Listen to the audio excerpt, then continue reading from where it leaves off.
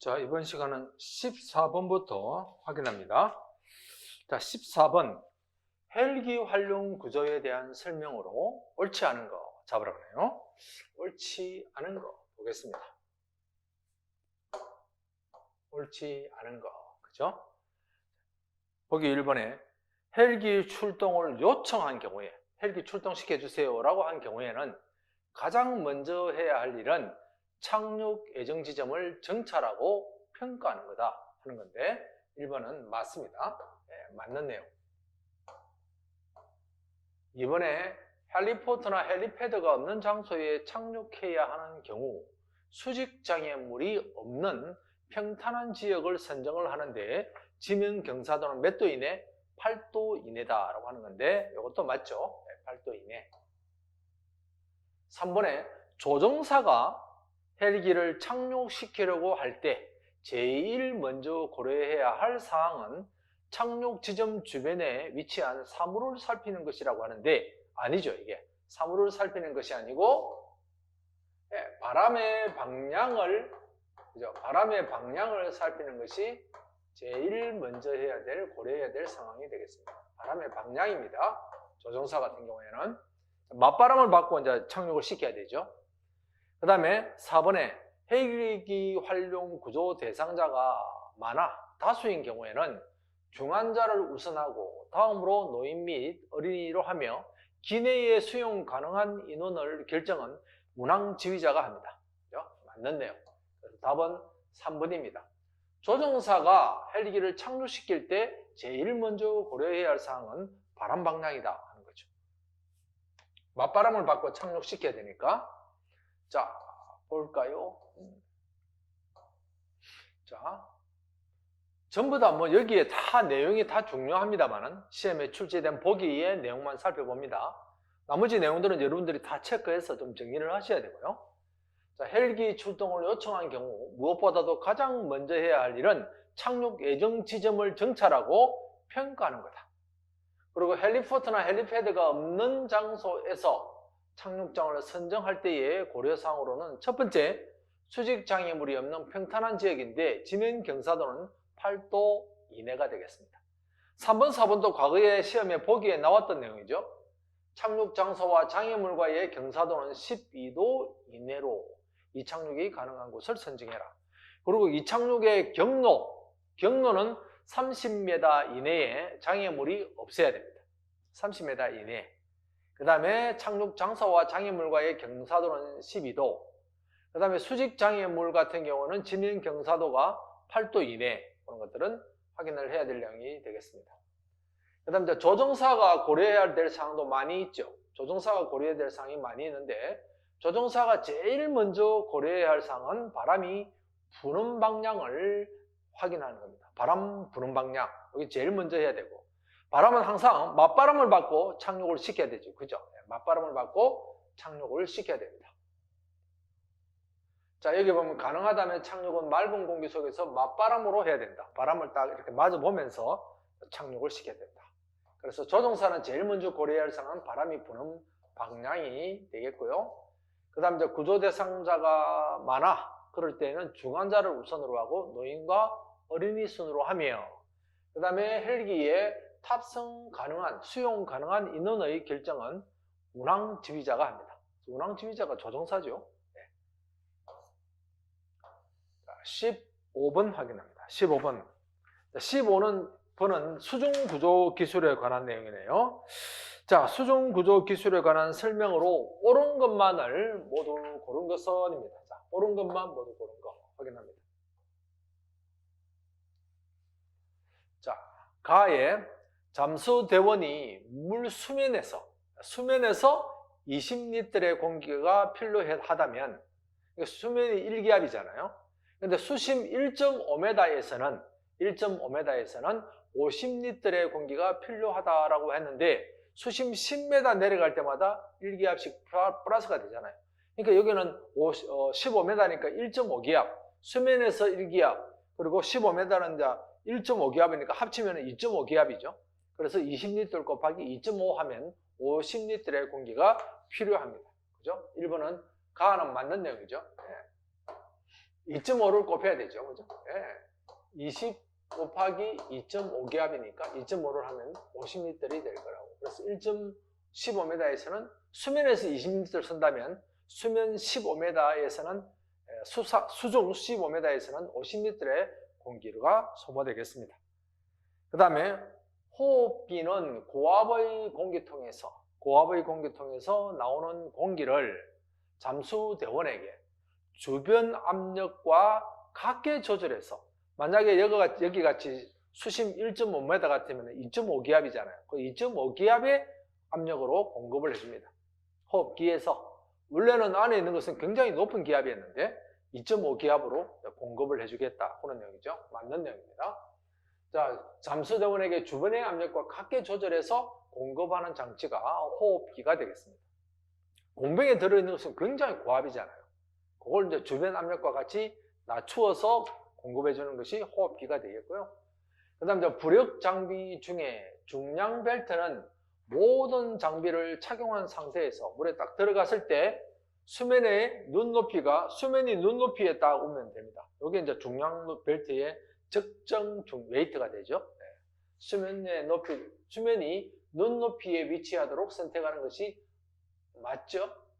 가나다는 맞는데, 자, 그 다음에 상승 중에는 물 안에서 이제 수면으로 올라올 때는 부력 조절기 내의 공기와 잠수복이 압축됩니까? 팽창합니까?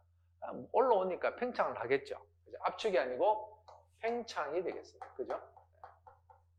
팽창되어서 부력이 감소하나요? 증가하나요? 증가하죠. 증가함으로 적절한 공급의 주입이 아니고 배출에 세심한 주의를 기울여야 되죠. 안 그러면 너무 빨리 올라와 버리니까. 그죠? 그래서 적정히 비시에 들어있는 공기의 압력을 이렇게 빼주죠. 그죠? 그래서 가나다는 맞고 라는 옳지 않습니다. 그래서 가나다가 되니까 3번이 되겠네요. 라는 수중에서 수면으로 올라올 때는 부력 조절기가 BC죠. BC 내의 공기와 잠수복이 팽창하죠. 공기가. 그리고 부력이 증가하기 때문에 적절히 공기를 배출시키면서 상승을 해야 됩니다. 자, 볼까요? 바닷물에서는 수심 매 10m마다 수압이 1기압씩 증가가 된다. 그래서 물속의 압력과 같은 압력의 공기로 공기를 호흡하게 된다. 이것은 20m에서 다이버는 수면보다도 3배나 많은 공기를 사용할 거다. 그런 내용이죠. 그죠? 그래서 아까 지금 15m니까 2.5배의 공기를 소모할 거다. 뭐 그런 내용이 되겠죠. 호흡기 봅니다. 호흡기는 고압의 공기통에서 나오는 공기를 다이버에게 주변의 압력과 같게 조절을 해주는 장치가 호흡기가 되겠습니다. 그 다음에 이제 부력 장비에서 중량 벨트, 웨이트 벨트 같은 경우에는 본인에게 알맞는 중량 벨트의 선택 방법은 모든 장비를 착용한 상태에서 물에 딱 들어갔는데, 그죠? 예, 눈높이에 수면이 딱 이렇게 걸리는 거죠. 이게 이제 맞는 웨이트 벨트가 되겠습니다. 어떤 사람들은 물속에 못 내려가가 애를 먹잖아요. 또 좀 중량을 높여야 되는데 너무 많이 높이면 또 안 되죠. 그래서 수면의 높이가 어떻게? 눈높이에 딱 오도록 맞추면 됩니다. 자, 그 다음에 상승 중에는 부력 조절기 내 BC 내의 공기와 잠수복이 팽창을 해서 어떻게 된다고요? 팽창을 해서 부력이 증가되기 때문에 적절히 공기를 방출시키면서 상승을 해야 됩니다. 그리고 비상시에는 상승할 때에 정상적인 호흡을 계속하고 비상시에는 상승할 때에 숨을 내쉬는 것이 필요합니다. 왜냐하면 상승할 때에 공기가 팽창하니까. 그죠? 내쉬는 것을 멈추면 잘못하면 헛박과리에 문제가 생기죠. 그래서 숨을 내줘야 됩니다. 아 하고 소리를 지르면 약간 이렇게 소리를 내면서 올라와야 되죠. 하면 공기가 쭉 빠져나갈 수 있도록. 16번. 자, 마취총의 사용 방법에 대한 설명으로 옳은 것만을 모두 고른 것이라고 했는데, 이 출제자는 옳은 것만 골라라 뭐 이런 식으로 출제가 많이 하고 있네요. 보겠습니다. 자, 마취총입니다. 동물에 대한 마취총 사격은 피하 지방이 얇은 쪽에 하는 것이 효과적이고, 다리에 근육이 많은 부분을 조절하며 중요 부위에 맞아 장애가 발생하지 않도록 주의해야 한다 하는 내용은 맞죠? 피하 지방이 얇은 쪽, 그리고 다리 근육이 많은 쪽을 조절해서 마취총을 쏴야 되죠. 그 다음에 마취약은 주사기에 약제 주입 후 이틀에서 3일이 지나면 효과가 다소 떨어지므로 약제는 현장에서 바로 조제해서 쓰는 것이 좋습니다. 나도 문제가 없고요. 다 보면 마취 효과가 나타나려면 한 5분 정도 걸리죠. 5분 정도 걸리므로 주사기 명중 후에 천천히 따라가서 마취 효과가 나타나면 포획을 하면 되겠습니다. 그래서 가나다가 다 맞는 내용이네요. 답은 4번이 되겠습니다. 가나다가 다 맞는 내용. 자, 마취총 사용 방법을 볼까요? 동물에 대한 마취총 사격 부위는 피하 지방이 얇은 쪽에 쏘는 것이 효과적이다. 그리고 다리의 근육이 많은 부분을 조절해서 하며 중요 부위에 맞아 장애가 발생하는 것에 주의를 해라. 그리고 마취약은 주사기에 주입 후에 2, 3일이 지나면 약효가 떨어진다. 그래서 현장에서 조제하는 것이 좋고요. 그다음 이제 마취 효과가 나타나려면 5분 정도가 걸리므로 주사기의 명중 후 막 도망가겠죠. 천천히 따라가서 마취 효과가 나타나면 포획을 하면 되겠습니다. 자, 17번. 이게 좀 설왕설래가 많았던 문제죠. 이게 좀 설왕설래가 많았다고요. 우리 그 구조의 책에 보면은 들어 올리는 식으로 도르를 사용하는 것이 아니고 매달아서 이렇게 당기는 거였거든요. 그래서 좀 헷갈렸습니다. 이거를 갖다가 이제 보니까네 좀 헷갈린 경우가 많았습니다. 그래서 75로 찍고 나온 사람들이 많더라고요. 4분의 1로 300kg에 4분의 1로 찍고 나온 사람들이 많다고. 그런데 사실은 5분의 1이 돼야 되죠. 5분의 1.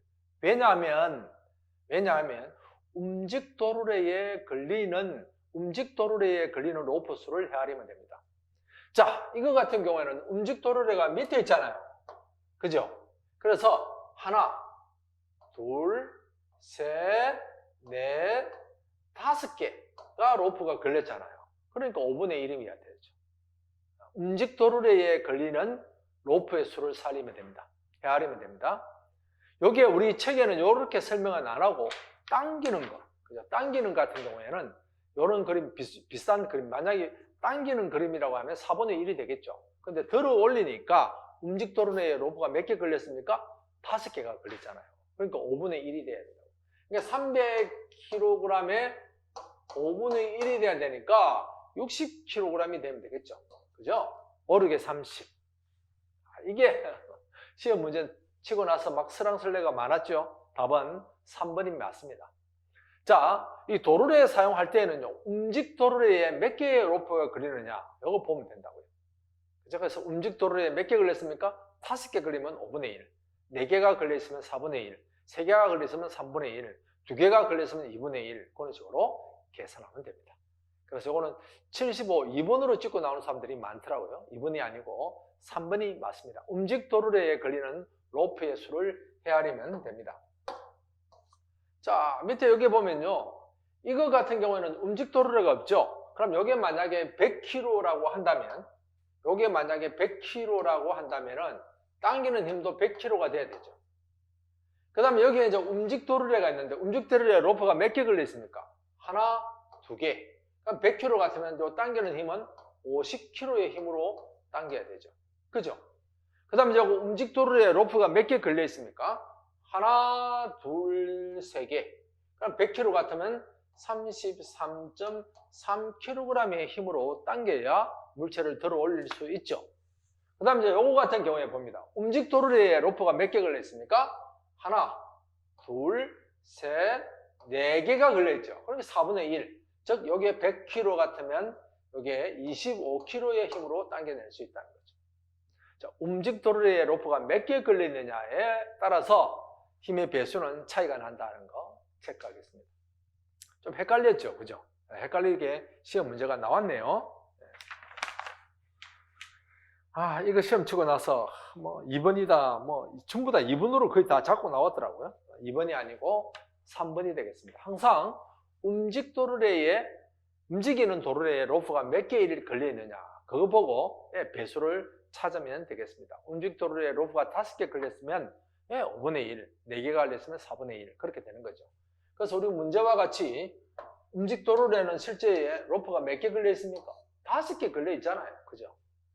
요게 움직 도르래인데,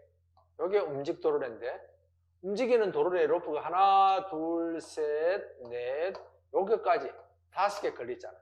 그래서 이거는 5분의 1이면 됩니다. 그래서 300kg에 5분의 1이니까 60kg이 답이 되겠죠. 좀 헷갈릴 수 있는 문제였습니다. 항상 움직 도르래에 로프가 몇 개 걸리느냐에 따라서 힘의 배수는 달라진다. 자, 18번에 자, 그림은 심장의 주요 부위와 명칭을 표시한 것이다. 다음 설명 중 바른 것의 개수로 옳은 것은, 이런 유형으로 시험 문제가 자꾸 나오네요. 자, 바른 것의 개수로 옳은 것은입니다. 옳은 것은. 자, 보겠습니다. 자, 왼 심방과, 몇 쪽이죠? 왼 심방과, 요게 방실, 요게 방실이죠. 방실. 요게 이제 왼쪽, 요게 오른쪽. 그렇죠? 오른쪽입니다. 방실이죠. 자, 왼 심방과 왼 심실 사이에는 삼천판이 있어서 혈액의 역류를 막는다라고 했는데, 삼천판막이 3조각으로 되어 있다고 보시면 되는 거죠. 근데 왼 심방과 왼 심실 사이에는 삼천판막이 아니고 이천판입니다. 판막이 2개라고 이렇게 생겼습니다. 판막이. 그 다음에 이제 오른쪽에는 보면은 이렇게 생겼죠. 이런 형태로 판막이 이렇게 생겼다. 그래서 이거는 이천판, 이거는 삼천판이라고 합니다. 허파도 마찬가지죠. 왼쪽은 2엽으로 되어 있고요. 오른쪽은 3엽으로 되어 있습니다. 왼쪽은 2층으로 되어 있고 오른쪽은 3층. 허파가. 그죠? 그렇게 되어 있고, 심장은 왼쪽은 2천 판막, 오른쪽은 3천 판막, 3천으로 3개 조각으로 되어 있다. 그렇게 보시면 됩니다. 그러니까 이거는 가는 옳지 않습니다. 그죠? 네, 가는 옳지 않다.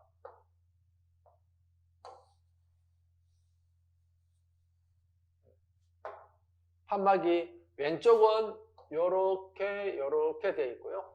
오른쪽은 요렇게 되어 있다. 그래서 이거는 2천판, 이거는 3천판이 되겠습니다. 여기 이 부분이 되죠. 여기가 2천판, 그 다음에 이 부분이 3천판막으로 되어 있습니다. 그래서 옳지 않다. 3천판이 옳지 않죠? 2천판이 돼야 되는데. 그 다음에 대동맥의 첫 번째 분지는, 대동맥에서 피가 쫙 나오잖아요. 근데 첫 번째로 탁 갈라지는 동맥이 뭐냐면, 대동맥에서 첫 번째 분지되는 것은 심장동맥입니다. 관상동맥이라고 하죠. 심장으로 피를 공급하는 동맥이 되겠습니다. 심장 안에 막 돌아다니는 피는 심장하고는 관계가 없다고. 근데 대동맥에서 첫 번째로 딱 갈라지는 동맥이 관상동맥 또는 심장동맥이라고 합니다. 이 영향을 받아가지고 이제 심장이 움직이죠. 이거는 맞는 내용입니다. 그 다음에 심장의 근육은 불수의근이며, 불수의근이죠. 그 다음에 정상 심장은 굴심방결절이에서 전기 자극이 생긴다. 우심방 여기에 굴심방 전기가 발생되는, 쉽게 이야기하면 발전소가 여기 있는 거죠. 발전소는 우심방에 있습니다. 여기 정도 있다고 보시면 됩니다. 이게 이제 굴심방 결절이 되겠네요. 심장은 불수의근이며 정상 심장은 굴심방 결절에서 전기 자극이 생성된다라고 했으니까 맞는 겁니다. 오케이. 2개. 그 다음 세 번째, 오른 심방이 여기죠. 오른 심방은 위아래 대정맥으로부터 정맥혈을 받아들이고 그 다음에 오른 심실은 아래쪽에 산소와 이산화탄소 교환을 위해서 허파로 혈액을 보낸다라고 했으니까 이것도 맞는 거죠.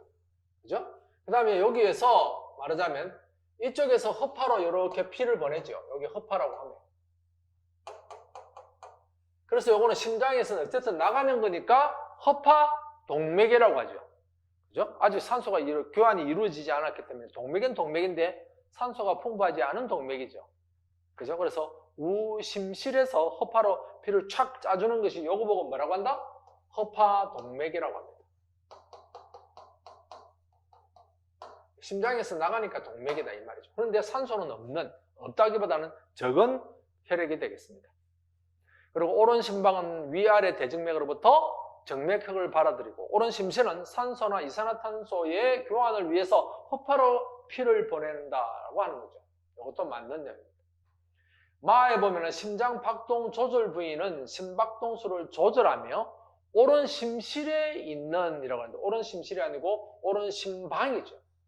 오른 심방에 있는 굴심방 결절에 의해서 통해서 심박동을 유지한다라고 했으니까 이거는 옳지 않은 내용. 그래서 나다라가 답이네요. 나다라 3개입니다. 답은 3개가 답이 되겠습니다. 그죠? 네, 3개. 이게 답인 거죠. 3번이 답. 한 번 더 확인할까요? 왼심방과 왼심실 사이에는 3천 판막이 아니고 2천 판막이 있어서 혈액의 역류를 막는다. 오른쪽은 3천 판이고요. 그 다음에 대동맥에서 첫 번째 탁 갈라지는 그 동맥은 심장동맥 또는 관상동맥이라고 하죠. 그 다음에 심장의 근육은 불수의근입니다. 당연히. 그리고 정상 심장은 굴심방 결절에서 전기 자극이 생성이 되죠. 당연한 이야기. 그다음에 오른 심방은 위아래 대정맥으로부터 피를 받아들이고 오른 심실에서 허파로 그죠? 산소와 이산화탄소를 교환하기 위해서 허파로 혈액을 보내는데 이걸 보고 뭐라고 한다? 허파 동맥이라고 하고 허파 동맥은 마른 동맥이지만 산소가 풍부하지 않은 혈액이 있는 거죠. 그 다음에 마에 보면 심박동 조절 부위는 심박동수를 조절하고 오른 심실이 아니고 오른 심방에 굴심방 결절을 해서 심박동을 유지한다. 그래서 맞는 것은 3개 이렇게 보시면 되겠죠. 자, 요게 2000판입니다. 예, 판막이 2개. 그 다음에 이제 오른쪽은 3000 판막. 그 다음에 이제 위아래 대정맥으로부터 심방으로 요게 방, 실. 요게 방, 실. 그렇죠. 그죠? 피를 여기로 싹 다 받아가지고 피가 이쪽으로 들어오죠? 우심방으로 피가 쭉 들어옵니다. 우심방으로 피가 쑥 들어오면 우심방에서 우심실로 피를 보내죠. 다시 3천 판막을 통해서. 그 다음에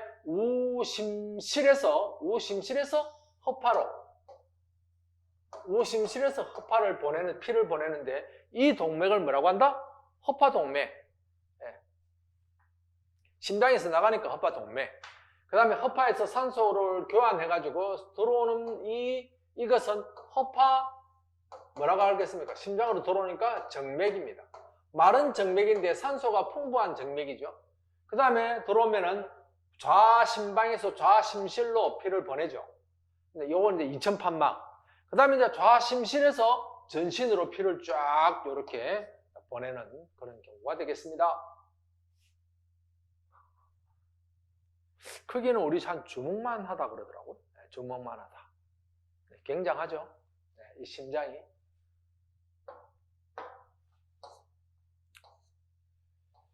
자, 심장은 좌심실이 우심실보다 3배 정도 두껍다 그러네요. 왜?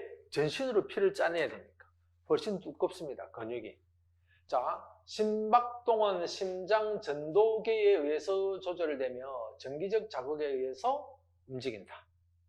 심박동 조절 부위라는 굴심방 결절은 특수세포는 심박동수를 조절하며 정상 심장은 오른 심방의 심실이 아니고 오른 심방의 굴심방 결절에 의해서 분당 100회에서 60회에서 100회로 움직이고요. 골심방 결절에 의해서 생성된 전기 자극은 심방과 심실 근육을 쿡 수축시킨다. 동맥은 심장으로부터 조직으로 혈액을 이동시키며 오른 심실에서 혈액을 이동시키는 허파 동맥을 제외하고는 모든 동맥은 산소가 풍부한 혈액으로 되어 있습니다. 오른 심실에서 허파로 보내는 그 허파 동맥은 아직까지 산소 교환이 이루어지지 않았기 때문에 산소가 적은 혈액이 되겠죠. 그죠? 그 다음에 대동맥의 첫 번째 분지, 갈라지는 심장에 혈액을 공급하는 심장동맥인데 심장로에 돌아다니는 피는 심장과는 관계가 없다고. 영양과는. 심장을 움직이게 하는 데는 관계가 없습니다. 그래서 대동맥에서 첫 번째 착 갈라지는 이 심장동맥으로부터 영양분을 또는 산소를 공급받는 것이 심장이죠. 그리고 심장 근육은 특이한 구조와 기능으로 인하여 불수익근이면서 골격 근육에 해당한다. 이것도 하나 체크해 놓을까요? 자, 심장은 불수익근인데 골격 근육이라고. 골격 근육은 대부분 수익근이잖아요. 불수익근이 아니고. 그런데 심장은 불수익근이면서 골격 근육이라고 부른다는 거죠. 아시겠죠? 이거 좀 특이하죠?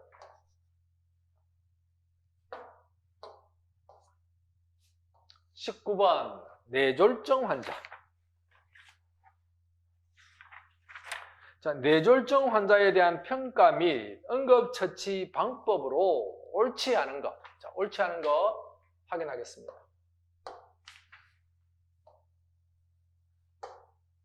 자, 의식이 있는 뇌졸중 환자를 평가하는 방법에는 FAST와 신시내티 병원전 뇌졸중 척도 등이 있다. CPSS가 있다라고 하는데 맞죠? FAST와 그다음에 신시내티 병원전 뇌졸중 척도, 즉 CPS가 있습니다. 이 두 가지 방법이 있다. 그런 내용이 되는데 맞는 내용이고요. 자, 이번에 기도를 유지할 수 없는 의식 저하 상태라면 기도 유지를 하고 고농도 산소를 공급하며 마비된 쪽을 밑으로 한 옆누운 자세로 이송한다라고 하는 것이 맞습니다. 자, 의식이 없는 상태라면 기도 유지하고 고농도 산소 공급해주고 마비된 쪽이 어떻게 해요? 밑으로 내려가는 옆누운 자세로 이송하는 것이 맞죠? 3번에 호흡 곤란 시 비제호흡 마스크로 고농도 산소를 투여하고 호흡 정지 시에는 백밸브 마스크로 인공호흡을 실시합니다. 호흡 곤란할 때는 어떻게 한다고요? 비제호흡 마스크, 고농도 산소 투여하고 호흡이 정지하면 백밸브 마스크로 인공호흡을 하면 되겠죠. 양압환기를 하면 되겠습니다. 그럼 3번도 맞는 거. 옳지 않은 것은 4번인데 봅니다. 뇌졸중 증후는 원인 불명의 두통 호소, 그리고 양쪽 팔다리에 근력 저하라고 했는데 여러분도 아시지만 중풍, 뇌졸중 같은 경우는 편마비죠. 한쪽 팔이 힘이 없어지죠. 그죠? 양쪽이 아닙니다. 양쪽 해놓은 게 잘못됐다. 팔다리의 근력, 양쪽 팔다리의 근력 저하나 감각 이상 호소, 편마비된 쪽으로 눈이 돌아간 상태 등이 다양하다. 맞습니다. 편마비된 쪽으로 눈이 돌아가죠. 마비된 쪽으로. 그리고 양쪽 팔다리의 근력 저하가 아니고 한쪽 팔다리의 근력 저하가 되겠습니다. 그래서 옳지 않은 것은 4번이 되겠습니다.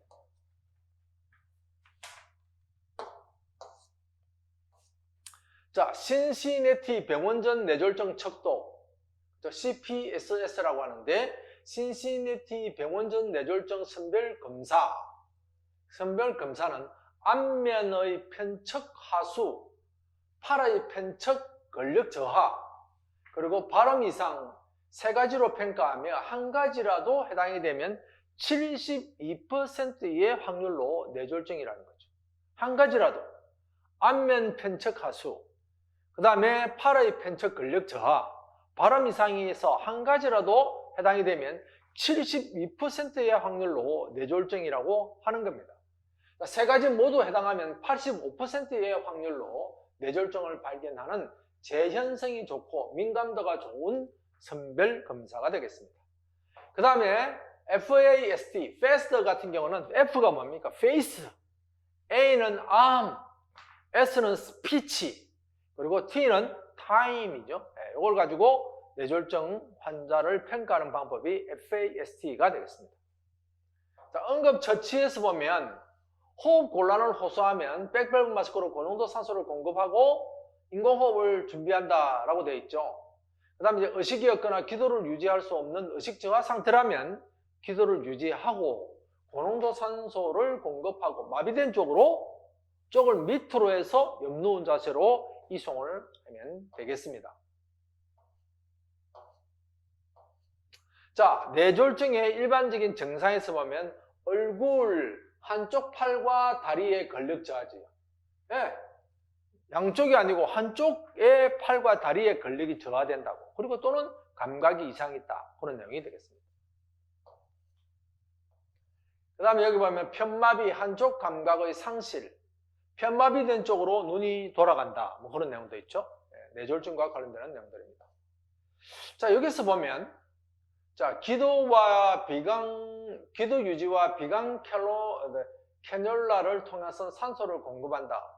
그래도 호흡 곤란이 있어. 그러면 호흡 곤란 시 비제호흡 마스크로 고농도 산소를 제공하고 호흡을 정지되면 백밸브 마스크로 인공호흡을 제공한다. 그렇게 되어 있죠.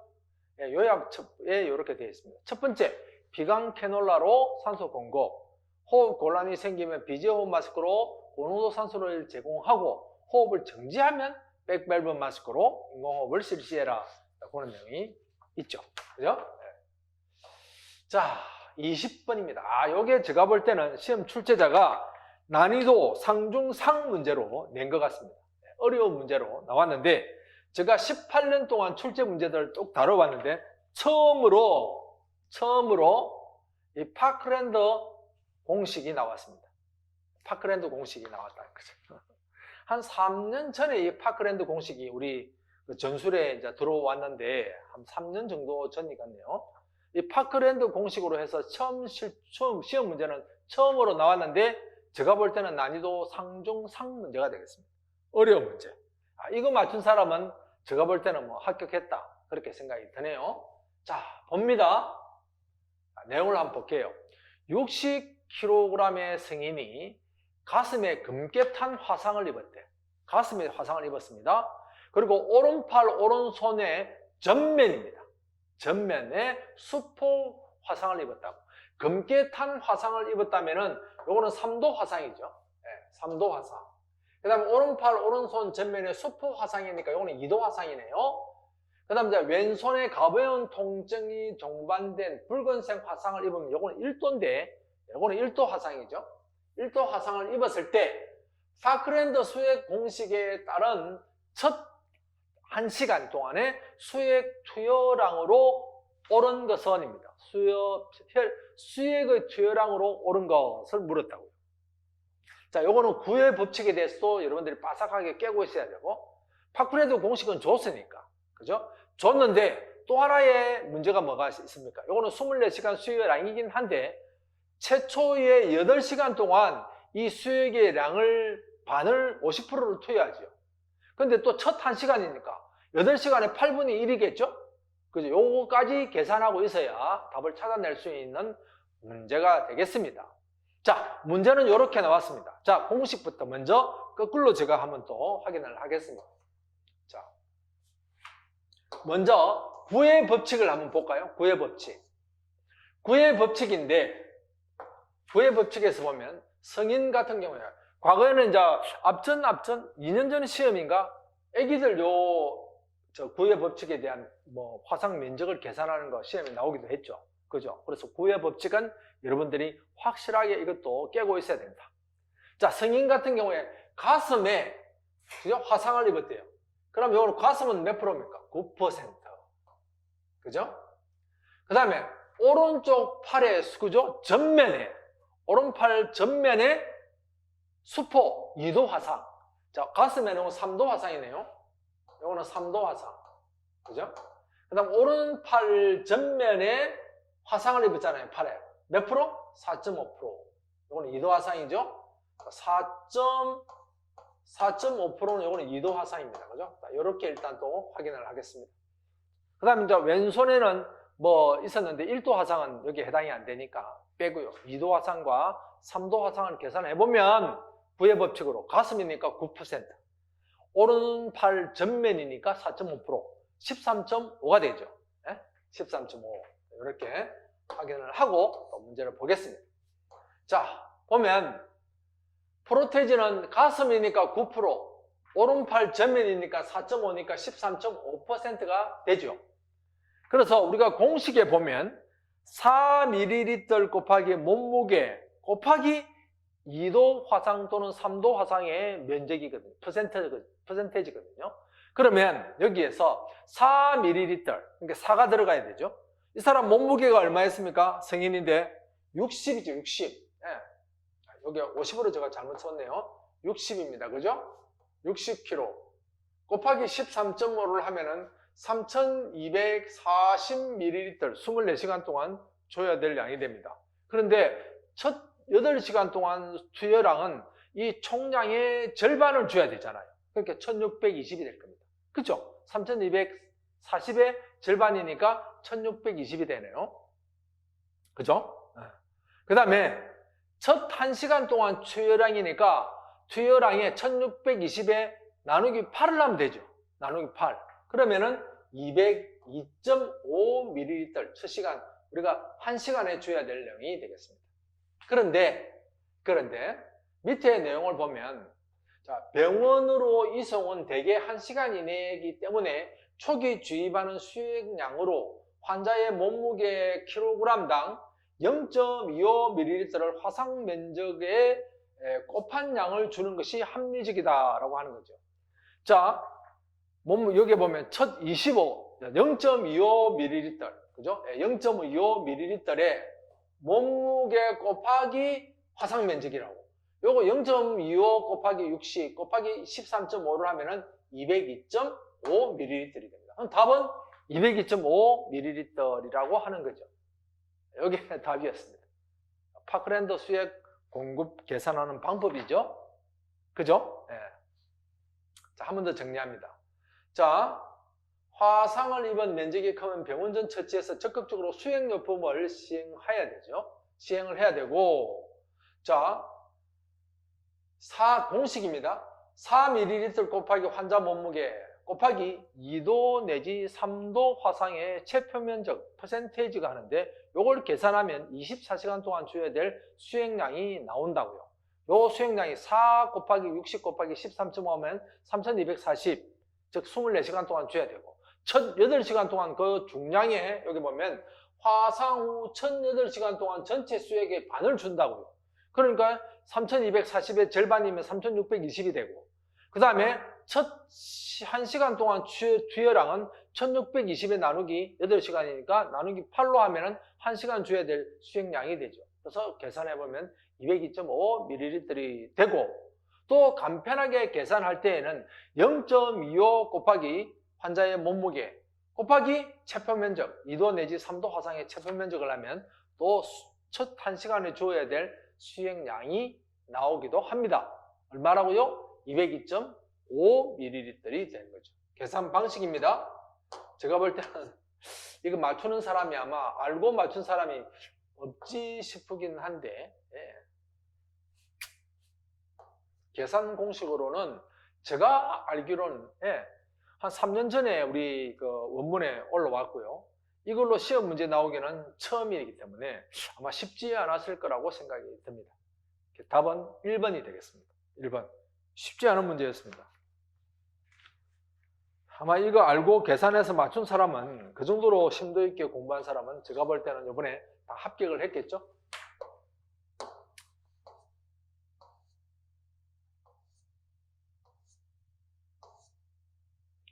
21번. 머리, 목, 척추 손상이 의심되는 환자에게 시행하는 턱 밀어 올리기법, 화학 견인법이라고 하죠. 순서로 옳은 것은입니다. 순서로 옳은 것은.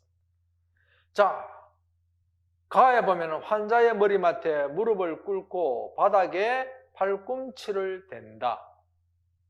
여기 1번이 돼야 되겠네요. 네, 딱 일단 시행하기 전에 무릎 꿇고 팔꿈치를 딱 댑니다. 1번이 되겠네요. 그 다음 구급대원의 아래팔을 이용하여 환자의 머리를 고정시킨다. 귀 아래 하악각 양옆을 네 손가락으로 부드럽게 잡는다. 이게 두 번째가 돼야 되겠네요. 그리고 구급대원의 아래팔을 이용해서 환자의 머리를 고정을 시키고, 금지로, 그 다음에 금지로 하악각을 구급대원 쪽으로 잡아당긴다. 이게 네 번째가 되겠네요. 그 다음에 다섯 번째로 입이 다치지 않도록 엄지손가락을 이용해서 아래 입술을 구급대원 반대쪽으로 이렇게 밀어내는 거죠. 밀어낸다. 이게 5번이 되겠네요. 그러면 자, 첫 번째, 환자의 머리맡에 무릎을 꿇고 바닥에 팔꿈치를 댄다. 귀 아래 하악각 양옆을 네 손가락으로 부드럽게 잡는다. 그 다음에 구급대원의 아래팔을 이용해서 환자의 머리를 딱 고정시킨다. 그 다음에 금지로 하악각을 구급대원 쪽으로 잡아당긴다. 그 다음에 입이 다치지 않도록 엄지손가락을 이용해서 아랫입술을 구급대원 반대쪽으로 밀어낸다 라고 해야 되겠죠. 그러면은 가다나라마죠. 가다나라마니까 답은 2번이 되겠습니다. 그죠?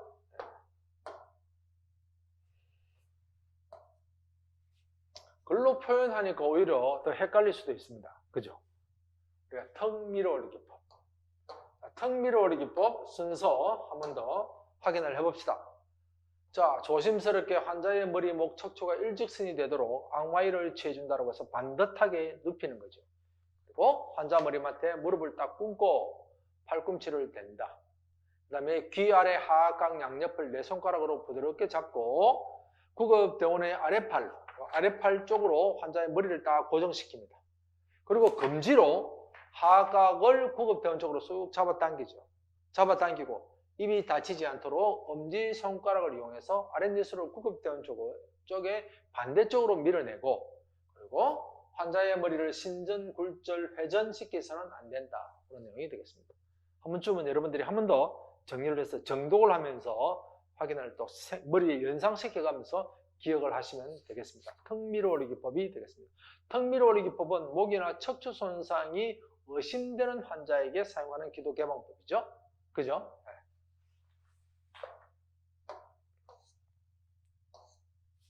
22번. 아프가 점수가 왜 안 나오나 했다. 자, 다음과 같은 신생아에 대한 아프가 점수와 그에 따른 처치의 애로 모두 옳은 것은, 처치의 애를 물은 것은 이번이 처음인 것 같아요. 또. 자, 아프가 점수는요, 상태가 가장 안 좋은 것이 0점, 가장 좋은 것이 2점, 그 중간이 1점이죠. 0점, 1점, 2점이라고요. 상태가 안 좋은 것은 0점, 가장 좋으면 2점, 그 중간이 1점, 그렇게 일단 머리를 염두에 두고 봅니다. 자, 아프가 점수 보겠습니다. 몸통은 핑크색인데 사진은 청색증이래. 그러면은 1점이 되겠죠. 팔다리까지 다 핑크색이면은 2점, 몸통까지도 청색이면은 0점, 그렇겠죠. 이거는 1점짜리가 되겠습니다. 이거는 1점. 0점, 1점, 2점인데, 그 다음에 맥박 수는 분당이라고 했는데 100회 이하면 1점, 100회 이상이면 2점, 맥박이 없으면 0점이 됩니다. 그래서 이거는 분당 120회니까 100회 이상이 되니까 이거는 2점짜리죠. 2점. 그 다음에 자극의 최소 반응, 얼굴을 찡그린다 한다고요. 흐느적거리면 0점, 최소 반응을 하면 1점, 그죠? 그 다음에 재치기 반응을 한다든지 뭐 적극적으로 반응하면 2점이니까 최소 반응을 한다고, 얼굴만 이렇게 찡그린다고, 그럼 이거는 1점짜리가 되겠네요. 그 다음에 활발하게 움직이면 2점, 제한된 움직임이면 1점, 그죠? 흐느적 부진하면은 이거는 0점이 되고요. 그래서 이것도 1점짜리죠. 호흡수 같은 경우에는요, 호흡수 같은 경우는 호흡이 없으면은 0점, 느리고 불규칙하면, 불규칙하면은 1점, 우렁차게 호흡을 하면 이거는 2점짜리죠. 오늘 1점일 거라고. 그러면 3점, 5점, 6점. 6점이 되고요. 그 다음에 이 아프가 점수가 6점일 때에는, 그죠? 보면은 경증의 질식 3점에서 7점 사이가 경증의 질식 상태인데 호흡을 보조해주고 부드럽게 자극을 하고 입과 코를 허민한다고 합니다. 입과 코를 허민해주는 거. 그죠? 그래서 6점이면서 입과 코를 허민하니까 답은 2번이 되겠죠. 2번. 자, 아프가 점수는 8에서 10점이 정상 출산으로 기본적인 신생아 관리를 하면 됩니다. 그런데 아프가 점수가 3점에서 7점 사이라면 경증의 질식, 호흡을 보조해주고 부드러운 자극이나 입과 코를 흡인해주면 됩니다. 그 다음 0에서 2점이다. 그러면은 심한 질식 상태고 기관 내 삭관을 해줘야 되고 산소 공급을 해주고 CPR도 해줘야 됩니다. 6점이니까 여기에서는 입과 코를 흡인해주면 되죠. 자, 아프가 점수는 0점, 1점, 2점으로 이렇게 구분을 하고요. 피부색, 심장 박동수, 그리고 반사 항번도, 찡그림, 근육의 강도, 움직임, 호흡, 즉 숨 쉬는 노력 이렇게 구분을 하죠. 그래서 이제 피부색 같은 경우는 청색적이면 사지뿐만 아니라 몸도 평색적이면 0점, 몸은 핑크색인데 팔다리가 청색적이면 1점, 손이나 몸통과 손과 발까지도 다 핑크색이면 2점이 되겠습니다. 그리고 심박동수가 없으면 0점, 100회 이하면 1점, 100회 이상이면 2점. 그 다음에 반사 항문도 찡그림 같은 경우에 자 없으면은 0점. 그 다음에 자극 시 채소 반응이나 얼굴만 이렇게 찡그린다. 그러면 요거는 1점. 코 안의 자극에 울고 기침하거나 재채기 반응을 하면은 요거는 2점. 근육 강도, 움직임, 흐느적거려. 그러면 0점. 팔과 다리에 약간의 굴곡, 제한된 움직임이라면 1점. 적극적으로 막 아기가 움직인다. 2점짜리. 숨 쉬는 노력, 호흡은요, 없으면 0점. 느리고 불규칙하고 하면 1점, 우렁차면 2점. 그렇게 구분을 하겠습니다. 23번. 소아에 대한 설명으로 옳지 않은 것은입니다. 소아에 대한 설명으로 옳지 않은 것. 자, 보기 1번에 소아는 성인에 비해 심장동맥 질환에 걸리는 비율은 낮다라고 하는데 아기들은 심장동맥 질환에 걸리는 비율이 낮겠죠. 노인들이 심장동맥 질환이 많이 걸리고 아기들은 심장동맥의 비율은 낮습니다. 그죠? 거의 없다고 봐도 될 것 같은데 옳지 않은 것이라고 물었으니까 심장동맥 질환이 걸리는 비율이 낮다 하는 것은 맞는 내용입니다. 소아는 그렇겠죠? 성인에 비하면. 그 다음에 2번에 소아의 건강한 호흡기계와 심혈관계는 성인에 비해서 질병에 대한 저항력이 높다. 건강한 호흡기계와 심혈관계는 성인에 비해서 질병에 대한 저항력이 높다라는 것도 맞죠? 예, 저항력이 높습니다. 노인들이 이제 호흡기계나 심혈관계에 문제가 많이 생기잖아요. 저항력이 아기들이 더 높다 하는 것은 맞습니다. 그 다음에 3번에 소아는 성인에 비해 질병에 대한 회복력이 느리기 때문에 호흡곤란이 나타나면 맥박이 떨어지고 심정지가 빠르게 진행된다고 하는데 아니죠. 소아는 성인에 비해서 질병에 대한 회복력이 빠르죠. 빠르다라고 해야 됩니다. 빠르고 반면에 호흡이 곤란이 나타나면 이 호흡 곤란에 대한 반응도 빠르다고. 그래가지고 빨리 맥박이 떨어지고 심정지로도 빨리 가버린다고요. 그죠? 그래서 이거는 답은 3번이 되겠습니다. 회복력은 빠른 반면에, 그죠? 빠른 반면에 이 반응도 빠르다고. 그리고 호흡곤란, 만약에 호흡곤란이 나타나면 맥박이 떨어지고 심정지로 빠르게 전환이 된다고요. 회복력이 빠른 반면에 반응도 빨라가지고 호흡곤란이 나타나면 맥박이 떨어지고 맥박이 떨어지면 호흡이 곤란이 나타나면 맥박이 떨어지고 심정지도 빨리 나타난다는 겁니다. 그죠? 그래서 느리다, 회복력이 느리다고 하는 게 아니고 빠르기 때문에 반면에 반응도 빨라서 호흡 곤란이 나타나면 맥박이 떨어지고 심정지도 빠르게 진행이 됩니다. 그래서 이것이 옳지 않은 내용이 되겠습니다. 4번은 소아의 골격계는 골절이 적고 휘어질 가능성이 높아서 외부 압력 시 갈비뼈 골절 없이 내부 장기가 손상될 수도 있습니다. 허파 같은 경우. 애기들은 잘 휘어진다는 거죠. 어른들은 잘 부러지는데 애기들은 잘 휘어지기 때문에 외부 압력에 의해서 갈비뼈 골절 없이 내부 장기, 특히 허파가 손상을 입을 수도 있다는 겁니다. 애기들은 어른에 비해서 뼈가 잘 휘어진다. 그래서 갈비뼈 골절 없이도 허파 손상을 일으킬 수도 있다. 그런 내용이 되겠습니다. 답은 3번이 되겠습니다. 자, 확인해 보면 소아는 성인에 비해 질병에 걸릴 비율이 낮은데 예를 들면 협심증과 심근경색 그리고 급성 심장사와 같은 심장동맥 질환이 드물다. 그 다음에 소아의 건강한 기관은 성인에 비해서 질병, 특히 호흡기계와 심혈관계에 관련된 질병에 대한 저항력이 높고 질병이나 손상에 대한 회복력이 빠른 반면에 반응도 빨라서 호흡곤란이 나타나면 빨리 맥박이 떨어지고 심정지도 빨리 나타나더라 보는 내용이 되겠습니다. 그리고 성인과 소아의 차이점에서 골절은 아기들은 약한 골격계라고 해서 골절은 적고 부러지지는 적게 부러지고 휘어질 가능성이 높다. 따라서 외부 압력은 갈비뼈의 골절 없이 내부로 전달되어서 장기 손상을 일으키는데 특히 허파 손상이 일어날 수 있다. 갈비뼈가 안 부러지는데 허파 손상을 입을 수 있다고. 왜? 쉽게 휘어지기 때문에 그렇다 그런 내용이 되겠습니다. 자, 24번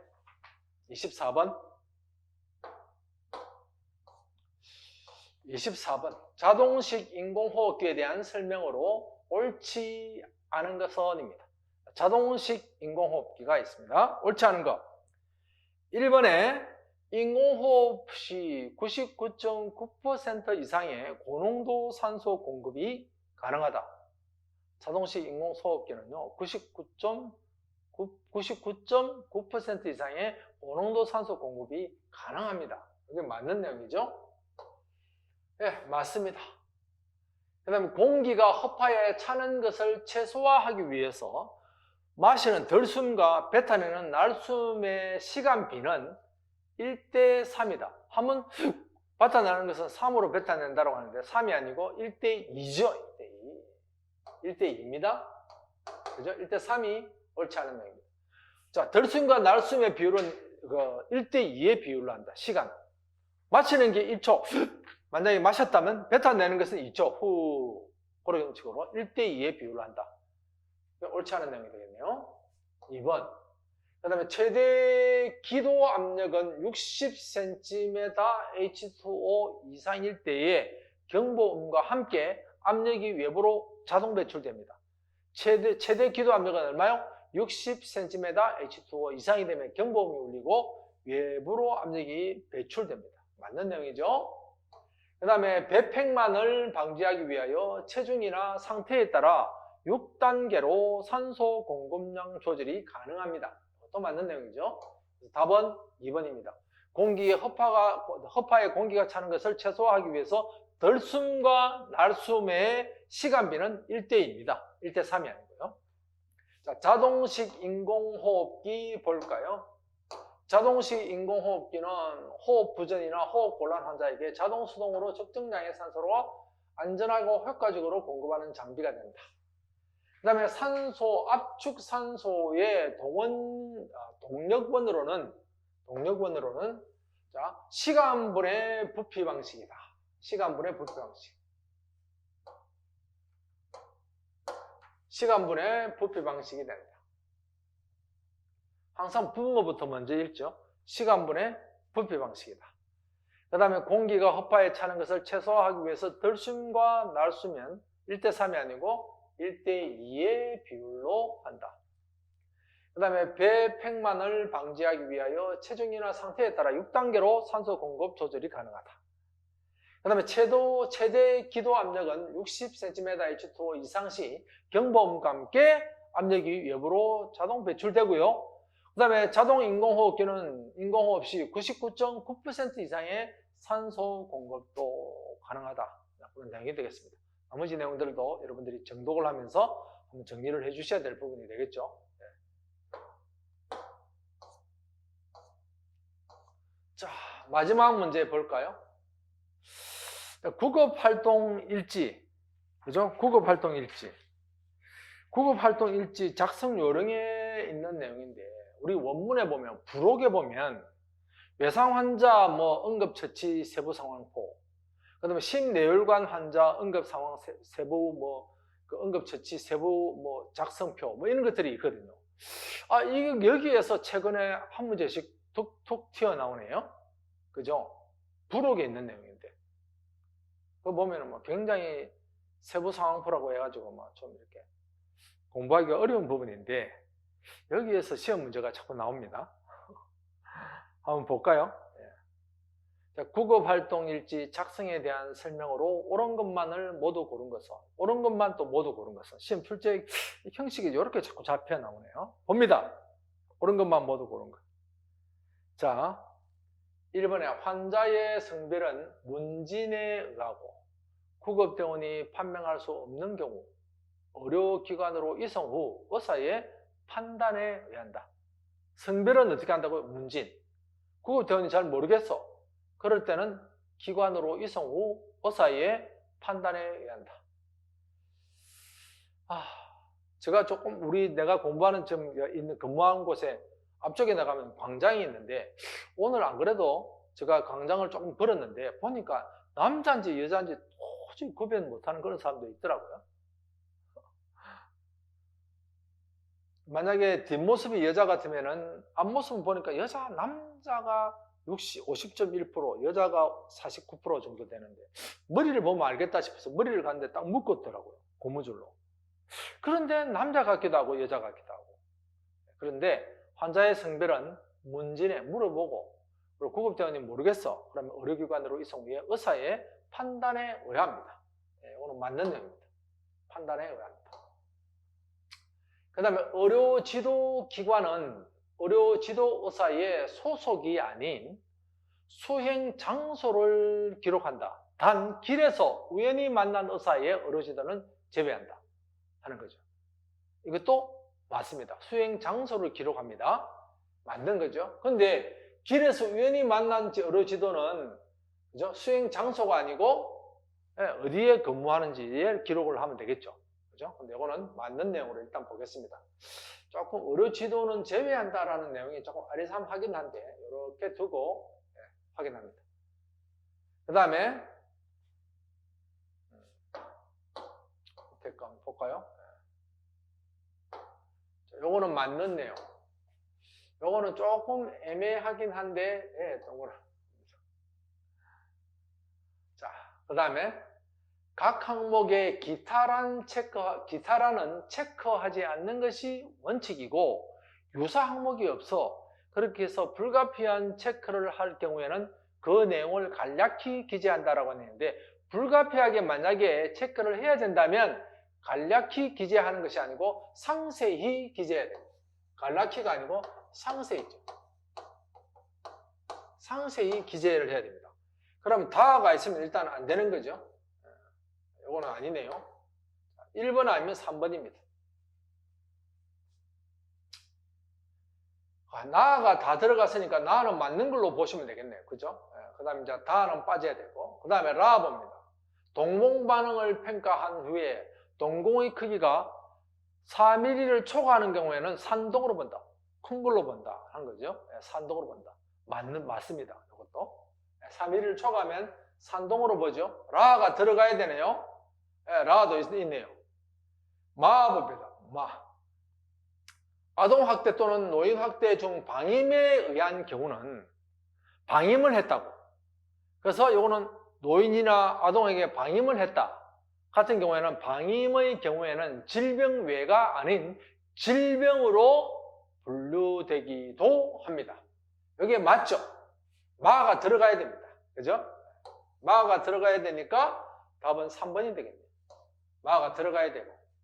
환자 접촉 시각은 구급대원이 환자에게 접촉하기 위하여 구급차에서 내린 시간으로 하는 것이 아니고 구급처치를 시작한 시간이 환자 접촉 시간이죠. 그래서 구급차에서 내린 시각으로 기재한다는 것이 옳지 않습니다. 바는 해당되는 게 없고요. 그죠? 그래서 가나라마가 답입니다. 가나라마. 환자의 성별은 문진에 의하고 구급대원이 모르겠어. 그러면은 의료기관으로 이송 후에 의사한테 판단에 의한다. 우리가 막 확인하려고 해서는 안 된다. 의료지도기관은 의료지도사의 소속 기관이 아닌 수행 장소를 기록합니다. 그죠? 만약에 상황실 같으면 우리 그 무전에 상황실에 있는 우리 그 의료지도사 같으면 소방 적으면 될 거고, 그죠? 또는 뭐 대학병원 같으면 이제 병원, 대학병원이라고 적으면 될 거죠. 그런데 여기에서 보면 길에서 우연히 만난 사람은 장소를 적을 수 없잖아요. 그죠? 그럼 이 사람은 소속, 수행 장소가 아니고 소속을 적어야 되겠죠. 근데 여기서 표현은 제외한다 이렇게 되기 때문에 좀 애매합니다만. 그 다음에 기타라는 체크 안 하는 것이 원칙이고요. 불가피하게 만약에 체크를 해야 된다면 상세히 기재를 해야 됩니다. 그리고 동공발행에서 3mm 이상이라고 한다면, 초과를 한다면 이거는 산동에 해당이 되고요. 아동학대나 노인학대 중에서 방임 같은 경우에는 질병외가 아닌 질병으로 분류하기도 합니다. 그리고 환자의 접촉 시간은 구급대원이 환자에게 접촉하기 위해서 구급차에서 내릴 시간이 아니고 환자의 처치한 시간이 환자 접촉 시간이 되겠습니다. 자, 내용 확인합니다. 제가 구급활동일지 작성 요약을, 관련되는 요약을 이렇게 뽑아놨는데 한번 볼까요? 자, 환자의 성별은 문진에 의하고 구급대원이 판명할 수 없는 경우에는 의료기관으로 이송 후에 의사의 판단에 의한다. 그 다음에 의료지도기관은 의료지도의사의 소속기관이 아닌 수행 장소를 기록하면 됩니다. 그래서 소방상황실 구급지도의사일 때에는 소방이라고 적으면 되죠. 의료지도를 받았는데 소방을 하고, 그 다음에 현장에서 최소 이송한 병원 의사한테 직접 전화를 해서, 만약에 의료지도를 받았다면 뭐 대학병원에 이송한다고, 뭐 A라는 대학병원에 이송한다면 의사한테 바로 직접 전화를 해서 의료지도를 받았다면 이송할 병원, 무슨 대학병원, 응급처치학과, 언지처치 뭐 이렇게 기록을 하면 되겠죠. 그죠? 장소가 여기 보면 의료지도의 기관이 아닌 수행 장소를 기록합니다. 수행 장소, 수행 장소를 기록하면 됩니다. 그래서 무슨 병원 이름, A 대학병원, 그리고 부서는 응급처치 이렇게 적으면 되겠죠. 길에서 우연히 만난 의사 같은 경우는 그렇게 할 수가 없겠죠. 그래서 의사 소속이 어딥니까? 라고 물어보고 뭐 어떤 병원이라고 하면 그 병원, 그죠? 수행 장소가 아니고 소속 기관을 적으면 되겠죠. 근데 여기 보면 제외한다라고 표현이 돼서 좀 애매하겠습니다만, 그 다음에 모든 시간은 24시간으로 작성합니다. 14시, 16시, 17시 이렇게 적고요. 그 다음에 기타라는 체크하지 않는 것을 원칙으로 하고 유사 항목이 없어서 불가피하게 체크할 때는 뭐라고요? 그 내용을 간략히 기재하는 것이 아니고 상세히 기재를 해야 됩니다. 그 다음에 환자 평가를 할 때에 동공 반응에서 정상은 2에서 4mm까지죠. 여기 이제 정상. 근데 2mm 미만이야. 2mm 미만. 만약에 1.9mm라고 한다면은 이거는 축동이 되겠죠. 동공 축소. 그리고 동공 크기가 4mm를 초과하면은 이거는 동공 확대, 즉 산동이 된다. 그런 내용이 되겠습니다. 그 다음에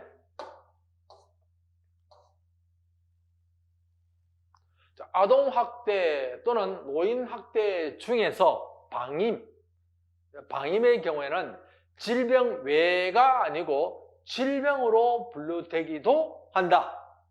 질병으로 분류되기도 합니다. 아시겠죠? 아동학대 또는 노인학대 중에 방임 같은 경우에는 질병 외가 아니고 질병으로 분류되기도 합니다. 우리 구급활동일지 작성을 할 때 방임이다 이러면 질병으로 분류될 수도 있다. 그런 내용이죠. 그 다음에 현장 도착 및 환자 접촉 시각이 아닌 구급대가 환자 곁에서 실제 구급 처치를 시작하는 순간의 시각을 기록하면 됩니다. 그죠? 차에서 내린 시간이 아니고 환자에게 구급 처치를 시작하는 시간이 환자 접촉 시간이라고요. 네, 기록을 합니다. 네, 이렇게 정리를 하겠습니다. 이렇게 해서 이제 25년도 우리 기출문제 전부 다 확인을 해봤는데요. 여러분들이 공부를 하실 때 제가 해설 뒤에 내용을 붙여놨잖아요. 유사 문제로 많이 나올 수밖에 없다고. 내가 시험에 내고 싶은 부분이 다른 사람도 비슷할 거라고. 그리고 해설까지 유사 문제로 출제될 가능성이 높죠. 일단 가능성이 높은 부분들이라고. 그래서 해설에 있는 내용은 반드시 여러분들이 2번, 3번 읽어보시고 확인을 해야 된다.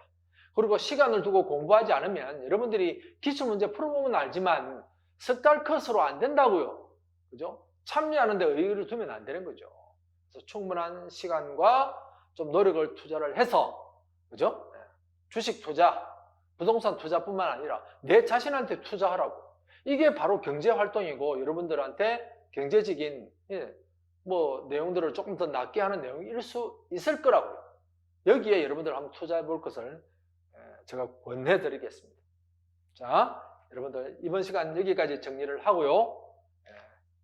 제가 앞으로 아마 하루에 이틀에 한번 짝수날에 조금 중요한 내용들만 한 10분에서 15분 정도 요약을 해서 여러분들한테 올려드리려고 합니다. 그래서 소송보 그 홈페이지에 들어오면 누구든지 볼 수 있도록 개방할 거니까 제가 아마 짝수날마다 한 10분에서 15분 분량으로 해서 이렇게 스파트로 이렇게 좀 잘라서 여러분들한테 같이 공부하는 그런 시간을 가지려고 하니까 소송보에 들어와서 좀 확인을 하시고 같이 공부해서 내년 연말에 멋진 크리스마스, 즐거운 연말 될 수 있도록 같이 또 열심히 준비해 보도록 하겠습니다. 자, 이번 시간 여기까지 정리하겠습니다. 수고했습니다.